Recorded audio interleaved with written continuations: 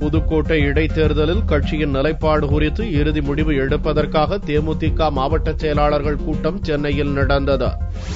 புதுக்கோட்டை இடைத்தேர்தலில் ஆளும் கட்சியான அதிமுக மட்டுமே வேட்பாளரை அறிவித்துள்ளது. இந்த தேர்தலில் போட்டியிடப் போவதில்லை என்று இந்திய கம்யூனிஸ்ட், திமுக, மதிமுக, பாமக போன்றவை அறிவித்துள்ள நிலையில் மற்ற கட்சிகள் மௌனம் சாதித்து வருகின்றன. சட்டசபையில் பிரதான எதிர்க்கட்சி அந்தஸ்தை பெற்றுள்ள தேமுதிகவின் நிலை என்ன என்பதை முடிவு செய்வதற்காக அக்கட்சியின் மாவட்ட செயலாளர்கள் கூட்டம் சென்னை கோயம்பேட்டில் உள்ள தலைமை அலுவலகத்தில் பலத்த பாதுகாப்பிற்கிடையே ரகசியமாக நடந்தது. காலை 11:30 மணி அளவில் துவங்கிய ஆலோசனைக் கூட்டம் நண்பகல் 1:30 மணி வரை நடந்தது. இக்கூட்டத்தில் இடைத்தேர்தலில் போட்டியிடலாமா என்பது குறித்தும், யாரை வேட்பாளராக நிறுத்துவது என்பது குறித்தும் முக்கிய கட்சிகள் இடைத்தேர்தலை புறக்கணித்துள்ள நிலையில் தேமுதிக போட்டியிட்டால் மற்ற கட்சியினர் ஆதரிப்பார்களா என்றும் விவாதிக்கப்பட்டது. ஆனால் கூட்டத்தில் விவாதிக்கப்பட்டது குறித்தும் எடுக்கப்பட்ட முடிவு குறித்தும் அறிவிப்பு எதுவும் வெளியிடப்படவில்லை.